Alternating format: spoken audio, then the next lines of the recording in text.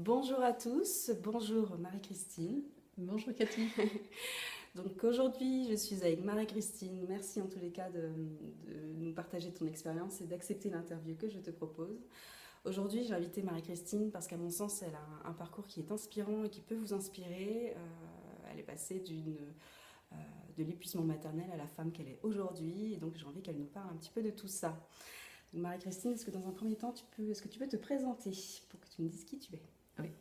Donc Marie-Christine Oster, je suis maman de 3 grandes demoiselles maintenant qui ont 22, 18 et la dernière vient d'avoir 15 ans.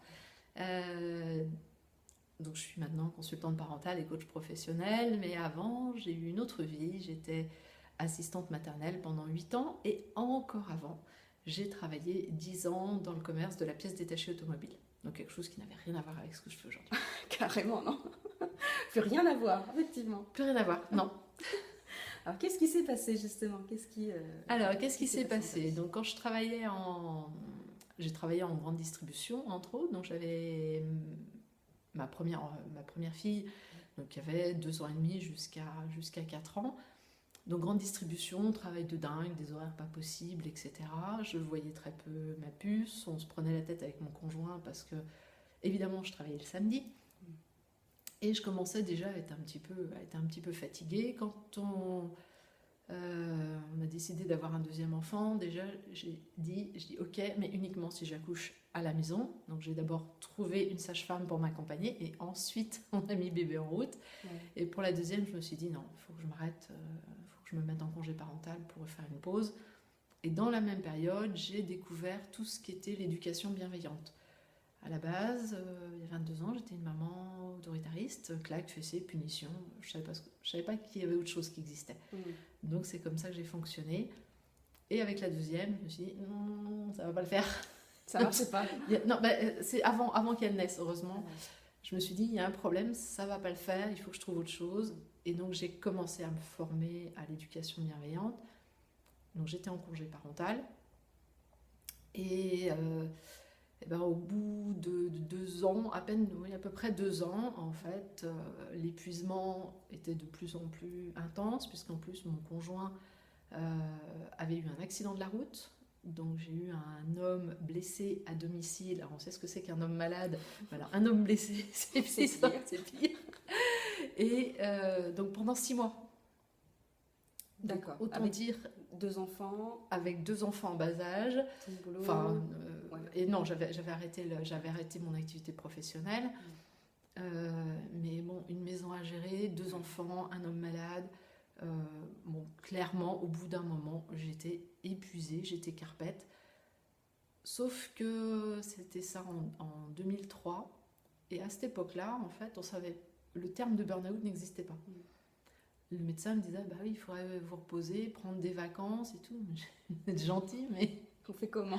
on fait comment techniquement? Parce qu'il y a quand même les enfants, il y a quand même...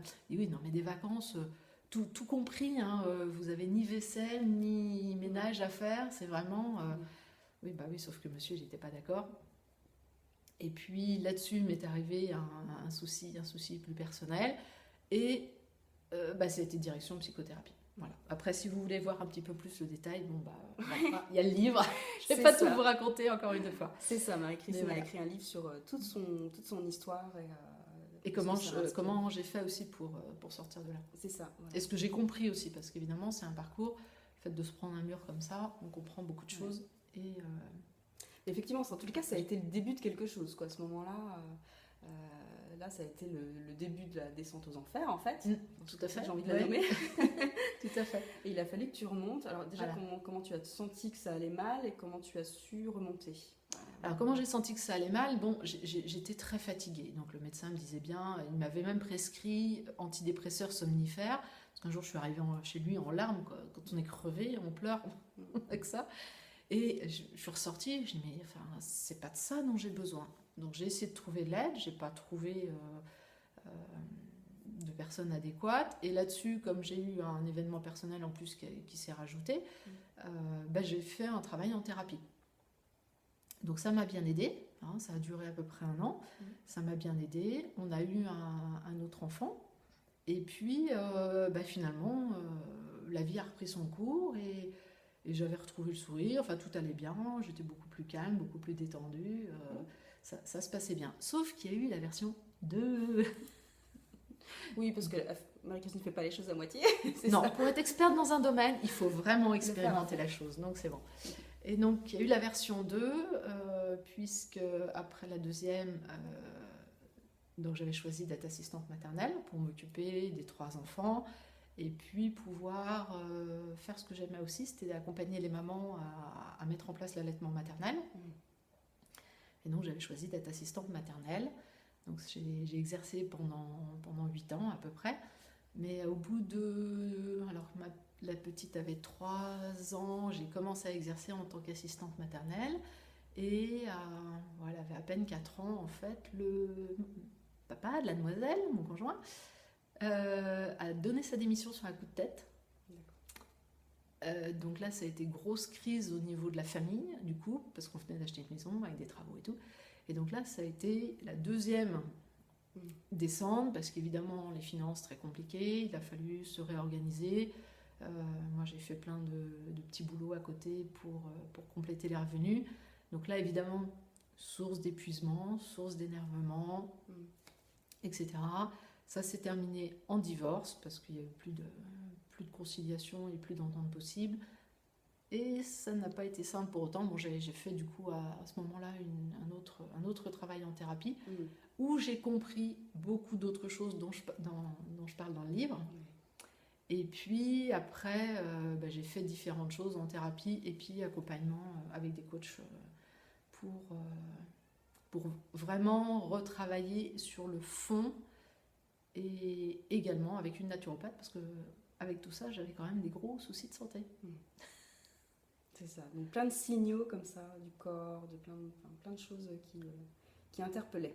Il y a plein de choses qui se sont ajoutées les unes aux autres. Après, le terme de burn-out, je l'ai découvert en 2005 avec Violaine Guérito, à travers son livre. Elle a fait une conférence lors d'un congrès à la Lecce League. Et donc j'étais sortie de l'épuisement, j'avais plus de signes, j'allais bien et tout. Et mais c'est ça que j'ai vécu. Ça a ce nom-là. Évidemment, quand je suis rentrée, j'ai acheté le livre aussitôt, et je suis rentrée, et aux réunions que j'organisais avec les mamans, j'en parlais, je dis ça y est, voilà ce qui nous arrive. Parce qu'évidemment, j'étais pas la seule, on était plein, avec un signe particulier, une amie qui me dit, elle me dit, j'ai l'impression de devenir folle. Et je dis oui, c'est exactement l'impression qu'on a. Donc si vous regardez cette vidéo et que vous vous dites, mais il y a j'ai l'impression de devenir folle, de ne plus avoir tout mon cerveau, de ne pas comprendre les choses, d'avoir des trucs qui m'échappent, c'est un signe d'épuisement. C'est le cerveau qui, à un moment, il a trop d'informations, il ne peut plus le gérer, et il se met en mode off. Et là, on a vraiment la sensation de devenir cinglé, et on peut même avoir la réflexion de l'entourage. Il y a un truc qui ne va pas, quoi. Il y a un truc qui ne va pas, sauf qu'on ne sait pas ce que c'est. Et à l'époque, mon conjoint m'avait dit, non mais ça ne va pas, tu deviens folle. Bon, en fonction de la connaissance que j'ai, qui traite les fous? Psychiatre. Donc je suis allée voir un psychiatre, carrément. Je me suis dit, bon, il y a peut-être quelque chose qui ne va pas, je suis allée voir un psychiatre.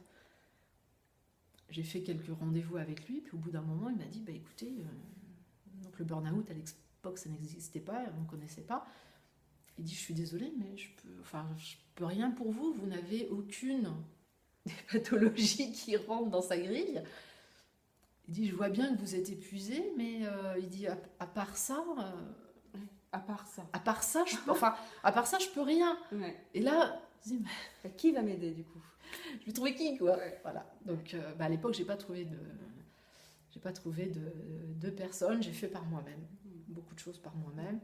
Et c'est ça aussi qui m'a donné envie de faire l'activité que j'ai aujourd'hui, parce que c'est vrai que un papa ou une maman épuisée, il a envie de pouvoir discuter, de pouvoir échanger avec quelqu'un qui va comprendre ce qui lui arrive, et pas qu'on lui dise « Non, mais c'est parce que vous ne savez pas gérer, c'est parce que vous êtes perfectionniste, c'est parce que vous en demanderez trop, parce que c'est pas vrai. »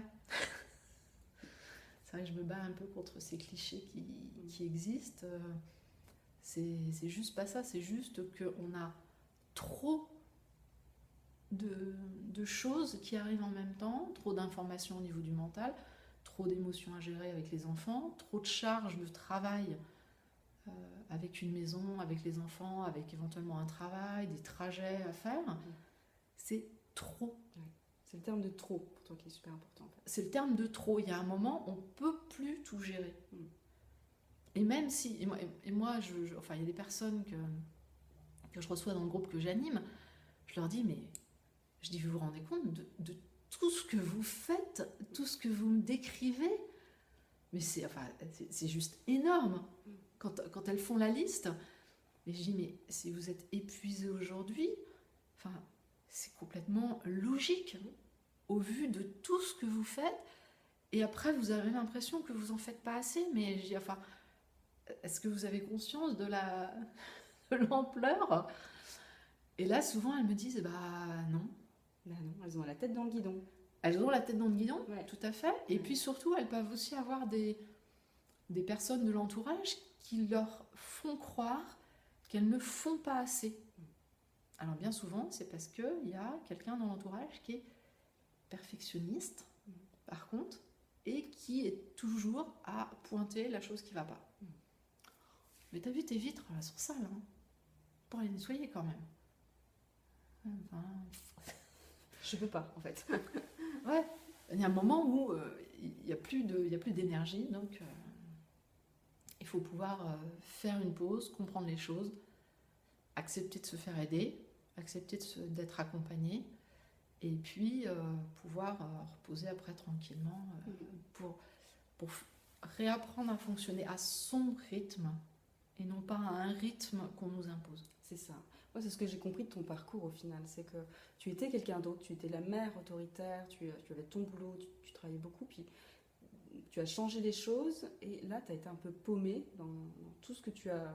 Voilà, tu as modifié des choses dans ta vie, puis ça coïncidait pas non plus avec ton mari de l'époque. Ah bah non. Il y avait quelque chose qui n'allait vraiment pas. Ça n'allait plus. Et du coup, il a fallu ce divorce finalement pour reprendre les choses en main, même si ça n'a pas tout réglé, mais tu as fait les choses petit à petit et pas à pas. Et ce qui fait qu'aujourd'hui, tu en es là. Quoi. Tout à fait. Et qu'aujourd'hui, tu es capable d'accompagner les parents qui vivent des situations similaires. Tout à fait. Bah oui, parce sur le parcours, je me suis rendu compte, bah voilà, on construit une personnalité, une identité par rapport à tout un environnement. Et puis à un moment où on se rend compte que bah non, ça colle plus avec qui on est, ça colle plus avec ce qu'on ressent à l'intérieur. Et c'est vrai que le fait d'avoir des enfants, ça fait évoluer évidemment les parents. Oui. Je dis bien les parents parce que le papa aussi peut du coup aussi se retrouver avec ce chamboulement. Hein. Voilà, j'ai eu le cas d'un cousin, quand il a eu sa fille, ça a été une révolution pour lui et il a complètement changé. Ça a entraîné un divorce aussi. Puis je lui ai expliqué, je dis, mais attends, tu te rends compte, je dis, ta compagne, elle vit avec toi parce que voilà, tu es telle personne, avec tel critère, avec telle activité professionnelle, etc. Vous avez un enfant ensemble et là, après la naissance, t'es quelqu'un d'autre. Je s'y retrouve plus. Il dit, ouais, c'est vrai, il dit, j'avais pas réfléchi à ça. Bah, je dis oui, puis ça a été très soudain en fait sur un temps court, ça n'a pas été sur un temps long. Je dis, elle a plus la même personne. C'est ça, quand on n'a pas le temps de se projeter, oui, c'est pas forcément facile. Et effectivement, on change quand on devient parent. Ouais. Voilà. Et donc c'est tout ce changement évidemment qui va impacter la vie de tous les jours. Et puis qui va aussi entraîner de l'épuisement. Oui, c'est ça. C'est à la fois on se voit changer, on se voit évoluer, mais on a affaire à tout ce qu'on a à faire justement. Tout à fait. le trop plein. On veut être partout à la fois, et ça marche pas en fait. Ça ne fonctionne pas. Bah, c'est même des fois pas de vouloir être partout à la fois, c'est qu'avec les enfants, enfin du moment qu'il y a des enfants, il y a des choses à faire. Il y a beaucoup de choses. Ça va être gérer l'école, ça va être gérer le mode d'accueil, la garde des enfants, éventuellement le périscolaire, éventuellement toutes les histoires de restauration scolaire, d'organisation, comment on fait pendant les vacances, comment on s'organise quand la nounou ou le mode de garde est fermé parce qu'il y a des vacances, enfin, plus bon, tout ce qui va être l'accompagnement médical éventuellement autour. Alors je parle pas en plus des enfants, enfin des parents qui ont des enfants avec des soucis de santé. Bon, ça ajoute, et c'est sûr qu'à un moment, on peut juste plus tout gérer. Non, on peut plus. C'est juste pas possible. Donc c'est là où il faut mettre des aides en place pour oser se faire aider. C'est ça. C'est vrai que là, on en rigole, parce qu'avec du recul, ça peut être rigolo. Mais quand on est dedans, vraiment, c'est très douloureux et c'est quand même assez difficile à vivre. Tout à fait. Et puis, même d'accepter, je me souviens moi-même, quand il y a eu un moment où j'ai accepté d'avoir une aide ménagère à la maison, parce que c'est quelque chose, je me dis, bah non, enfin, je peux faire le ménage quand même, et tout. Ça fait super du bien d'avoir une maison propre en 3 heures de temps, 90 mètres carrés à peu près, elle était la taille de la maison, et sans avoir levé le petit doigt. Finalement, c'est confortable. C'est très agréable. Je peux vous dire que quand on dit goutte, on apprécie. Et je crois qu'effectivement, quand on est épuisé, on cherche des aides et en même temps, on a du mal à y aller parce qu'on ne sait pas ce qui va se passer. Cette histoire d'aide ménagère, on peut se dire, non, mais moi, je sais le faire tout seul, ou alors elle ne va pas faire aussi bien que moi, quoi. Elle ne va pas faire comme moi. C'est des phrases qu'on entend souvent quand même. Elle ne fait pas comme moi, donc j'ai pas envie. Mais pour autant, une fois qu'on a passé ce cap-là, ces peurs-là, finalement, ça se passe très bien. On est plutôt content d'avoir levé le petit doigt, quoi. Tout à fait. C'est impressionnant. Non, ça fait du bien, et c'est pareil pour la garde des enfants. L'autre jour, je disais, même si vous êtes en congé parental, vous avez le droit de faire garder les enfants. Vous avez le droit de vous offrir un après-midi pour aller à la piscine, aller faire une balade, aller voir des copains, des copines. Ne rien faire. Ne rien faire, doigt de pied en éventail, dans le canapé, à regarder un truc à la télé. Enfin, c'est important de s'offrir ce temps-là. Ouais, c'est ça. Super important. Tout à fait. J'avais une question. Est-ce que, alors, en même temps, tu l'as déjà un petit peu dit, c'est-à-dire que ce changement-là, il a été progressif, ça a mis quand même plusieurs années à évoluer. Tout à fait. Est-ce que tu as eu des doutes d'ailleurs sur le chemin que tu prenais? C'est une question qui me vient là. Est-ce que tu t'es dit non, je me plante, je ne devrais pas aller vers ça Alors, au début de la mise en place de la communication bienveillante, toute l'éducation bienveillante, tout ça, vu qu'on était très peu nombreux, c'était entre 2001 et 2004, évidemment, il y a des doutes parfois, parce qu'évidemment, beaucoup de personnes autour disent mais non, mais franchement, ça va bien plus vite de donner une fessée et puis de les mettre au coin, de toute façon, ils n'écoutent pas, etc. Bon. Sauf qu'à l'intérieur de moi, ça disait il faut continuer. On verra le résultat, mais il faut continuer, il faut persévérer. Donc je me suis évidemment beaucoup formée, pas rester juste comme ça, parce qu'il y a beaucoup de choses à faire. Mais ça a vraiment été toujours un objectif à l'intérieur. Je me suis dit non, je continue comme ça. Et j'en suis très contente, parce qu'évidemment, aujourd'hui, mes filles, la façon dont elles peuvent réagir, la façon dont elles peuvent fonctionner, je vois comment ça fonctionne pour elles par rapport à d'autres enfants. Je vois, par exemple, elles sont la plus jeune un peu moins parce qu'il n'y a pas trop l'occasion, mais les deux plus grandes m'ont toujours présenté à tous leurs copains, à leurs copines, et elles faisaient même dire ah oui non mais viens, non parce que je veux te présenter à mes copains, à mes copines. Je me souviens qu'un jour on est arrivé à l'anniversaire d'un ami de ma grande, et puis la maman dit ça me fait plaisir de voir une amie de mon fils quand même, parce que non mais il me présente personne, moi j'ai pas le droit de voir qui que ce soit, etc. Bon, pas osé lui dire, mais je pense qu'elle était un petit peu fatigante, un petit peu envahissante aussi. Et moi c'est vrai que mes enfants m'ont toujours présenté toutes les personnes qui côtoyaient, et ma deuxième qui fait du volley, elle me dit non mais tu viens avec moi faire du volley, etc. Je ne suis pas encore allée, mais voilà, elle a envie de partager des choses que beaucoup d'adolescents n'ont pas forcément envie de faire avec les parents. Donc tu vois les fruits de ton travail finalement aujourd'hui. Exactement, voilà. Et puis je le vois aussi dans leurs interactions avec les enfants. ma deuxième a travaillé un petit peu en école maternelle, en stage, et elle me faisait des feedbacks de ce qu'elle se passait. Puis elle me dit, bah ouais, cette petite-là, elle dit, voilà, elle est difficile et tout. Donc je lui expliquais ce que la petite pouvait vivre. Puis elle me dit, bah ouais, mais alors je fais comment maintenant avec elle? Alors je lui expliquais. Et puis elle retournait à son travail le lendemain et tout. Puis elle mettait en pratique. Et puis quelques jours après, elle me dit, oh, dis donc, c'est super, ça marche super bien. Elle s'est super calmée. Enfin voilà, elle avait pris du temps avec l'enfant, elle l'avait écouté. Et elles ont du coup cette sensibilité beaucoup plus grande. Ouais. Cette sensibilité, cette capacité aussi à se relier à l'autre plus importante. Ouais, effectivement, tu leur as transmis cette sensibilité-là.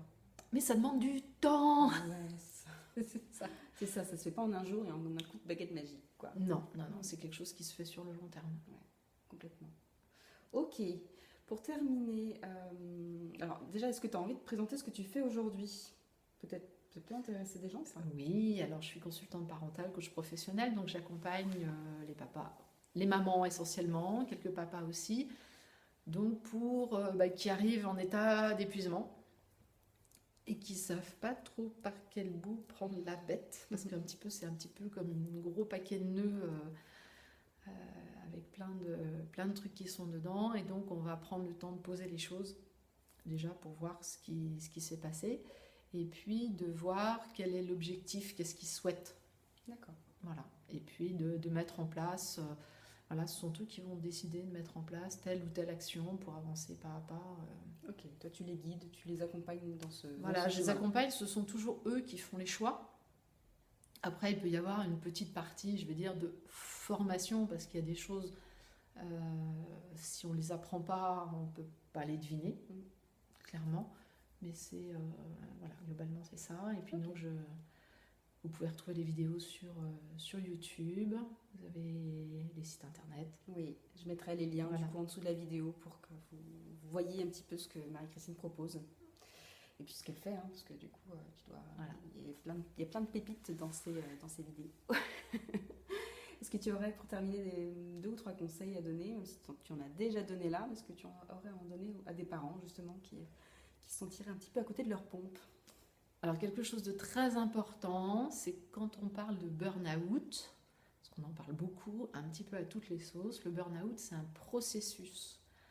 Et le processus, il commence à partir du stade de l'épuisement. Donc, quand on dit on est épuisé, c'est déjà le début du processus de burn-out. Donc, surtout, prendre le temps de se poser et de prendre un rendez-vous, même des fois juste 1 heure. Moi, il y a des personnes que j'ai eues juste pour 1 heure pour faire le point. On a juste éclairci les choses et elles se sont dit ah oui, ok, c'est bon, je sais comment faire. Voilà, la machine était repartie toute seule, juste parce qu'elle a osé se poser pendant 1 heure, alors que c'est la course en permanence. C'est ça, se poser, poser les choses et savoir qu'il y a des possibilités d'avancer rapidement. Surtout, pas laisser traîner. Ouais. La pire des choses, c'est de se dire ça va aller avec le temps. Pourtant, c'est le réflexe classique. Exactement, sauf que ça ne s'améliore pas avec le temps. Non, au contraire. Au contraire, l'état se dégrade, on devient de plus en plus fatigué, parce qu'après il y a le corps, il ne faut pas oublier le corps qui prend beaucoup. On est de plus en plus fatigué, du coup on est de plus en plus irritable, etc., etc.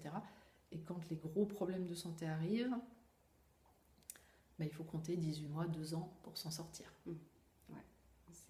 Dans le pire des cas, effectivement, là, ça peut être très très long. Voilà, tout à fait. Parce que la physiologie, après, demande du temps à remonter. Ouais, c'est ça, le corps prend tout. Exactement. Donc, très bien, je te remercie en tous les cas pour ces précieux conseils. N'hésitez pas du coup à commenter, à nous partager votre expérience et à partager cette vidéo si elle vous inspire. Je vous dis à très vite et merci Marie-Christine. Merci Cathy. Au revoir. Au revoir.